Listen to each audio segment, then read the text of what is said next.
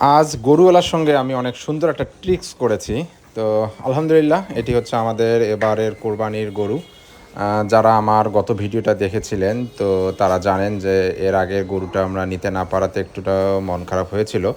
তো আজকে আমি এই গরুটা কেনার জন্য উলিপুর কুড়িগ্রাম জেলার উলিপুর হাটে এসেছি। তো এই হাটের মধ্যে আমি অনেক গরু উঠেছিল মোটামুটি ভালোই। তবে খুব প্রপার ভিডিও করার মতো সুযোগ সময় পাইনি। তো যতটুকু সম্ভব করেছি এবং আপনাদের সঙ্গে ছোট্ট একটা গল্প শেয়ার করব যেহেতু সকলের এর আগের ঘটনাটা জানা আছে যে আমরা গরুটা যেভাবে নিতে পারিনি। তো আজকে আমি একটা ট্রিক্স খাটিয়েছি, সেটা হচ্ছে এই গরুটা যেটা আমরা আজকে ক্রয় করতে সক্ষম হয়েছি, আল্লাহ আমাদের নসিবে যেটা রেখেছিল। আসলে নসিব অনেক বড় জিনিস। তো বিষয়টা হলো এই গরুটা কেনার ক্ষেত্রে আমি যেটা করেছি যে এই গরুটা আসলে মূলত একটি খামার থেকে আসা। তো সেই ভাইয়াকে আমি, যে খামারের মালিক, গরুর মালিক ছিল, তাকে আমি গিয়ে প্রথমে যে লাল গরুটা দেখতে পাচ্ছেন, এই লাল গরুটা খুব ভালো করে দেখেছি, লাল গরুটা সম্বন্ধে খুব ভালো করে জানার চেষ্টা করেছি। তো এতে করে তিনি বুঝেছেন যে আমি লাল গরুটা পছন্দ করেছি এবং লাল গরুটা নিতে চাই। তো এক্ষেত্রে আমি এখানে একটা ট্রিক্স করেছি যে যেহেতু এই লাল গরুটার পাশে সাদা গরুটা ছিল, তো দেখতে চোখে দেখার ক্ষেত্রে লালটা অনেক বেশি চোখে পড়ে এবং সবাই আসলে এই ধরনের চোখে পড়া গরুই খুব বেশি করে পছন্দ করে। তবে সাদা গরুটাও মাসাল্লাহ অনেক সুন্দর ছিল, যেটাকে আমি আসলে ওভাবে ওই ভাইয়াকে বুঝতে দেইনি, যে ওই গরুর মালিক তাকে বুঝতে দেয়নি যে আসলে আমার পছন্দ হয়েছে কোনটা। তো আমি মূলত পছন্দ দেখিয়েছি যে আমার লালটা হয়েছে, কিন্তু সেক্ষেত্রে আমি পছন্দ আগেই করেছিলাম এইটা। তো এখন এখানে ট্রিক্সটা কী করেছি, যে আমি তাকে লালটা খুব ভালো করে দেখিয়ে ভালো করে সব কিছু খোঁজখবর নিয়ে দাম যখন জানতে চেয়েছি, তখন তিনি আমার কাছে ওই লালটার দাম একটু বেশি চেয়েছিল। তো যেহেতু বেশি চেয়েছে, আমি তো বুঝতে পেরেছি যে উনি মনে করছেন যে আমি এইটা নেব, যার ফলে ওটা বেশি চাইছে। আর এই গরুটার দাম অনেক কম চাইছিল, যেটি এই গরুটার মানে আমি আসলে মূলত যেহেতু লোকটাকে আমার মনে হয়েছে যে খামারি, সত্যিকার অর্থেই খামারি, তাকে আমি বুঝতে পেরেছিলাম এবং এজন্য আমি তাকে বলেছিলাম যে ভাইয়া আমি আসলে এক দামে গরু নেব, এক কি দুই কথার মধ্যেই হবে, মানে একদম যেটাকে না কথা না বললেই বলে।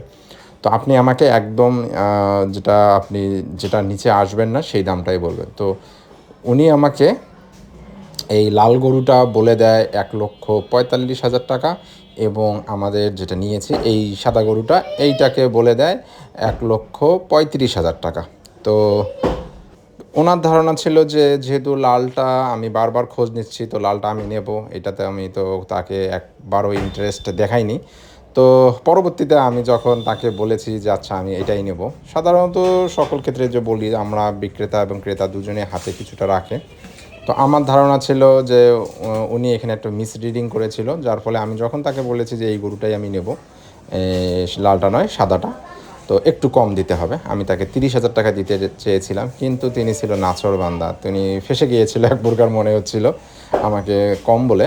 তো উনি আর একটা টাকাও ওখান থেকে কমতে চাচ্ছিল না। পরবর্তীতে অনেক তর্ক বিতর্ক, বা যেটাকে আসলে তর্ক বিতর্ক না, আলোচনার ভেতরে আমরা কয়েক দফা আমি গরুটাকে ছেড়ে চলেও যাওয়ার অভিনয় করেছিলাম। তো তারপরও শেষ পর্যন্ত আর সেটা করিনি। পরে আমরা 1,33,000 টাকা তাকে দিয়েছি এবং অবশেষে তিনি 2,000 টাকা ছাড় দিয়ে আমরা আলহামদুলিল্লাহ গরুটা নিয়েছি। তো মাশাল্লাহ গরুটা যে গরুটাকে আপনাদের দেখিয়েছিলাম 5 মনে, যেটা বলেছিলাম, যেটা নিয়ে সবাই আসলে এক একজন এক এক রকমের কথা বলেছেন যে হবে না বা এটা সেটা।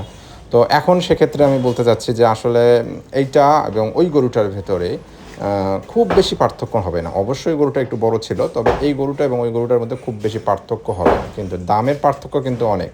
15,000 টাকা মানে অনেক একটা ডিফারেন্স। তো যদিও বা আসলে ওই গরুটা খুব চয়েস হয়েছিল, তবে মাসাল্লাহ এই গরুটাকে পেয়েও আমি অনেক স্যাটিসফাই। এবং সবথেকে বড় জিনিস, আমি গরু ক্রয়ের ক্ষেত্রে যে জিনিসটা সবসময় একটু প্রাধান্য দিই বেশি করে, যেহেতু কোরবানির গরু আমরা আসলে শখ করে কিনি, আমাদের পরিবারের সকলেরই একটা এর প্রতি মহব্বত এবং ভালোবাসা থাকে। বিশেষ করে আমার এই ছোট্ট মেয়েটা, সে গরু খুবই পছন্দ করে এবং এই গরুকে ভালোবাসা দেয়া বা গরুর পাশে আসা তার একটা অনেক বেশি আগ্রহ থাকে। তো এজন্য আমি চেষ্টা করি গরুকে সব সময় ক্রয় করার আগে দেখার যে এই গরুটার কেমন চঞ্চল। তো গরু ক্রয়ের ক্ষেত্রে আমি সবসময় এই জিনিসটাকে প্রাধান্য দিয়ে থাকি যে সবার আগে আমি দেখার চেষ্টা করি যে গরুটা কতটা বেশি উগ্র। তো অনেক গরু থাকে যেগুলো মানুষ দেখলেই ছটপট করে বা ঢিস দেওয়ার জন্য আসে, লাথি দেয়। তো আমি সচরাচর এই গরুগুলোকে একটু এড়িয়ে চলি, সেগুলোকে পছন্দের তালিকায় নেই না। কারণ আমি বাসায় নিয়ে আসি এবং আমাকেই যেহেতু নাড়তে হয় বা খাবার দিতে হবে বা আমার পরিবার পরিজন একটু পাশে আসে, তো একটু হিংস্র হলে বা একটু রাগী গরু হলে তখন একটু সমস্যা হয়ে থাকে। তো সেক্ষেত্রে আসলে এই গরুটা মাশাআল্লাহ অনেক বেশি শান্ত এবং আমার দেখতেই পাচ্ছেন আমার মেয়েটাও পাশে যাওয়ার চেষ্টা করতেছে। যদিও বা এটা যতই শান্ত গরু হোক আসলে গরু তো আসলে গরুই, এরা তো আসলে বন্য। এদের মাঝে তো ওই সেন্সটা থাকে না। তবে তারপরেও একটা গরুর ঠান্ডা ভাব বোঝা যায়। তো আমি যেহেতু পাশে ছিলাম তো ওকে একটু সাহস দিলাম যে তুমি একটু মাম একটু তুমি দেখো। তো আজকের ভিডিওটা এ পর্যন্তই। সকলে দোয়া করবেন আশা করি, এবং আমি সকলের জন্য দোয়া করি সকলের কোরবানি যেন আল্লাহ তাআলা কবুল করেন, এবং আপনারাও দোয়া করবেন যেন আমাদের এই কোরবানিকে আল্লাহ তাআলা কবুল করেন। সবাইকে ঈদের অগ্রিম শুভেচ্ছা জানিয়ে আজকের ভিডিওটা শেষ করছি। আসসালামু আলাইকুম।